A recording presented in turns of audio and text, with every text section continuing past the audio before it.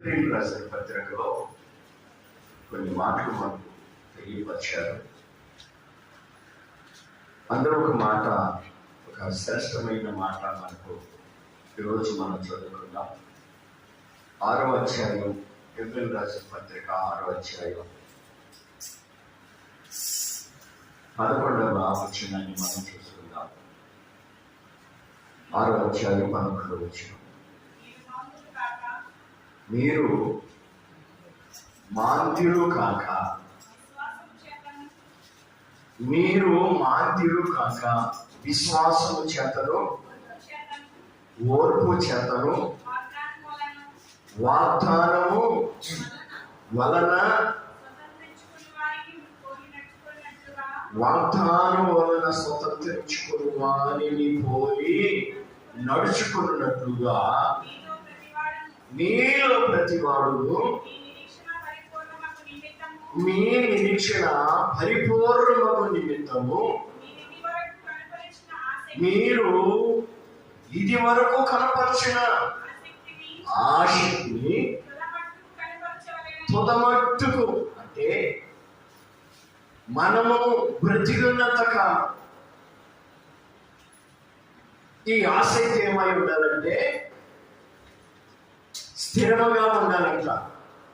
ఈ ఆసక్తిని అనేకులకు కనుపరిచేవారిగా ఉండాలంట. ఎవరు?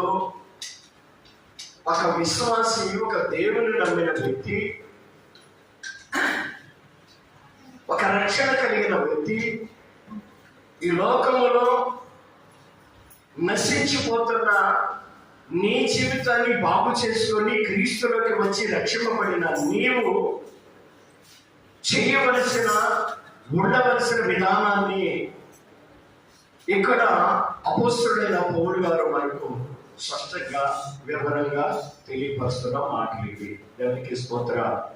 హల్లెలూయా, హల్లెలూయా. మొట్టమొదటి మాట ఏం చెప్పాడంటే, మీరు మాంద్యులు కావద్దు. ఇది చాలా ఒక విశ్వాసికి, ఒక భక్తిపరుడికి చాలా అవసరమైన మాట ఈ మాట.